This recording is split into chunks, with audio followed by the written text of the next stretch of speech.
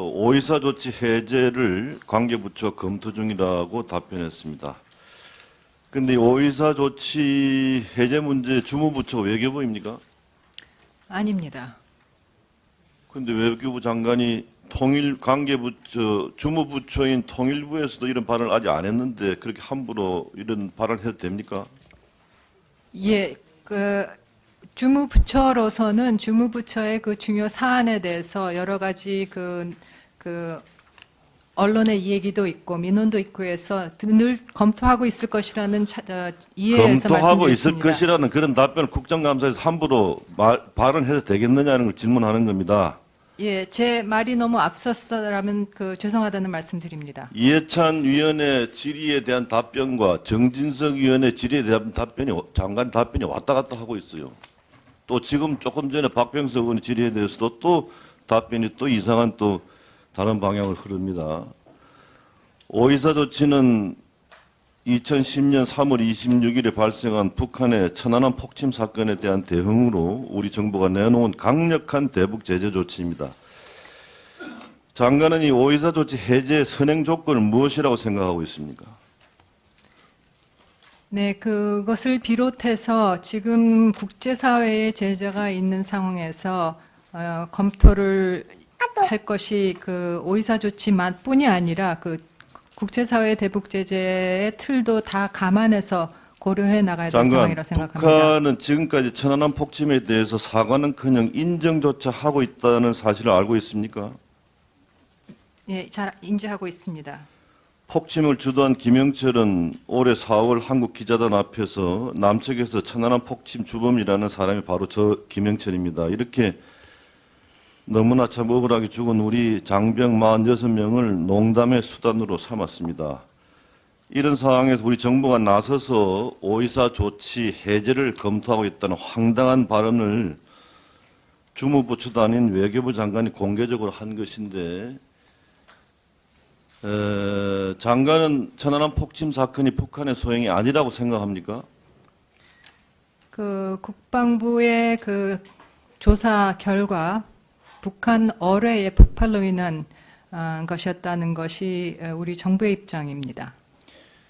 이들의 죽음에 대한 북한의 사과와 재발 방지 약속도 없이 오이사 조치를 해제할 수 있다는 것이 문재인 정부의 공식 입장입니까? 말씀드린 대로 남북관계 상황 그리고 대북 제재 국면 등을 전반적으로 고려해서 검토해 나갈 사안이라고 말씀드렸습니다. 지금까지 주무부처인 통일부는 북한에 책임 있는 조치가 있어야 오이사 조치가 해제될 수 있다는 입장을 고수했는데 주무부처가 아닌 외교부 장관이 이렇게 너무 쉽게 잘못된 발언을 하는 것 참 큰 잘못이라는 지적을 합니다. 또 우리가 금강산 관광을 못하는 것이 유엔 제재 대상이라서가 아니라 오이사 조치 때문이냐라는 질문에 그렇다고 답변했습니다. 오전에. 금강산 관광이 국제사회의 제재 위반이냐라는 질문에 아니다. 그걸 위해서 자금이 유입되는 부분은 제재 위반이다. 이렇게 복잡하게 대답을 했습니다. 금강산 관광은 북한과의 합작 사업이고 대규모 현금 유입을 금지하고 있는 유엔 안보리 제재 위반이라는 것이 많은 전문가들의 공통된 견해입니다. 대북 투자 및 합작 사업을 금지한 유엔 안보리 2375호 결의안 위반이고 대량의 현금이 북한으로 유입되는 것을 금지한 유엔 안보리 2087호의 위반입니다. 그리고 우리 정부는 지난 2008년 북한군의 조준 사격으로 사망한 박왕자 씨에 대한 사과도 북한으로부터 아직 받아내지 못했습니다. 단지 오이사 조치 때문에 우리 국민이 금강산 관광을 하지 못하는 것은 아닙니다. 빨리 조치들을 해제해서 북한 관광을 자유롭게 다녀야 되겠다는 감상주의에 젖어가지고 국민의 안보 정신을 무장 해제시키는 그런 발언을 대한민국 장관이 함부로 해서는 안 된다는 지적을 합니다. 외교부 장관의 역할은 외교적으로 대한민국을 대표해서 국제사회, 특히 동맹국과 갈등국 간에 발생하는 외교적 문제를 국익 차원에서 잘 풀어가도록 외교하는 것입니다.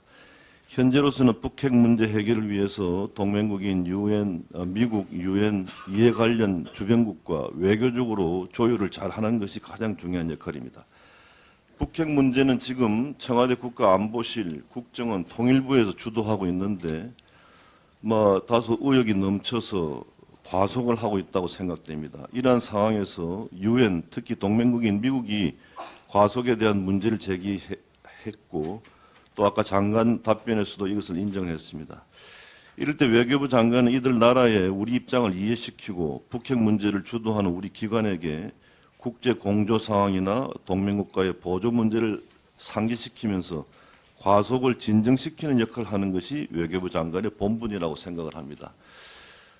그러나 강 장관은 폼페이오 국무장관의 방북을 앞둔 그런 예민한 시기인 지난 3일 워싱턴 포스트와의 인터뷰에서 그동안 미국이 줄곧 요구해왔던 북한의 핵신고를 미루고 영변 핵시설 폐기와 미국의 종전선언 참여를 동시에 추진하는 것이 현실적인 방안이라는 대단히 문제가 있는 발언을 했습니다.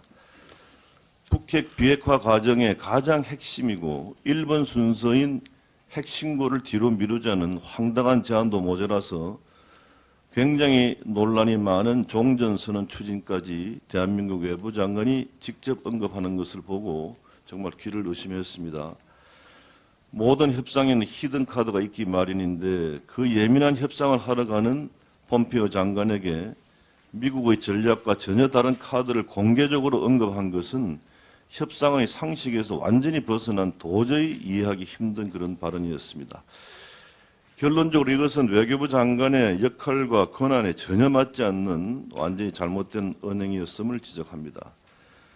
국정원이나 통일부는 남북협상의 추진체로서 장밋빛 환상을 가지고 의욕적으로 앞서 나갈 수도 있습니다. 그러나 외교부 장관은 그런 일이 발생했을 때에 미국과 국제사회에 우리 입장을 이해시키는 동시에 우리 측에는 국제사회의 입장과 분위기를 전달하고 진정시키는 중재 역할을 해야 한다고 생각을 합니다.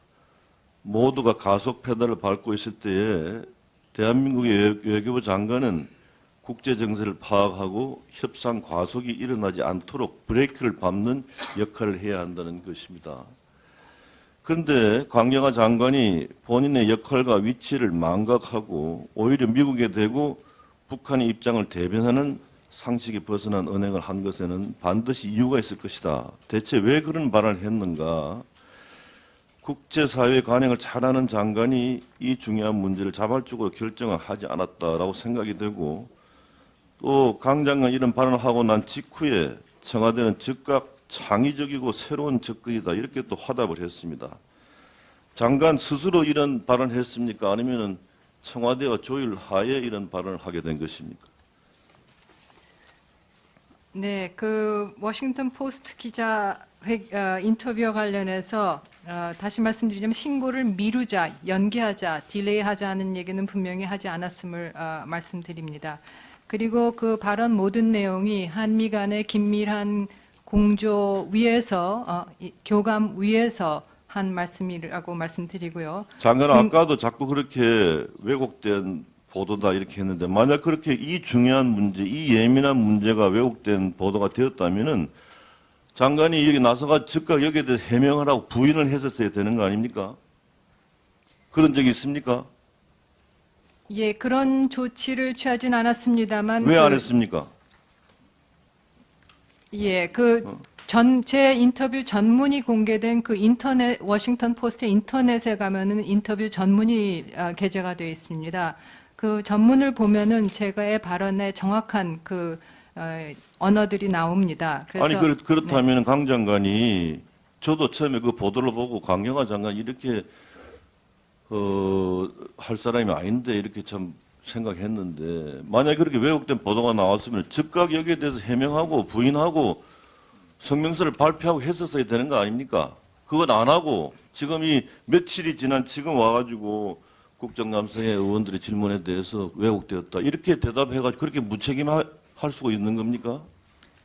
예, 그 대응이 미흡했음에 있었음에 대해서는 좀 죄송스럽게 생각합니다만 이 발언에 대해서 폼페오 장관이라든가 미국 측에서부터 그런 어떤 문제 제기가 있었던 것도 전혀 아니고요. 말씀드리지만 미국 측하고의 충분한 교감 위에서 늘 공개적인 발언을 하고 있다 이렇게 말씀을 이런 드리겠습니다. 보도에 대해서 미국이 여기에 대해서 대응을 하지 않았다는 것은 아예 포기를 하고 있다는 말로 저는 들립니다.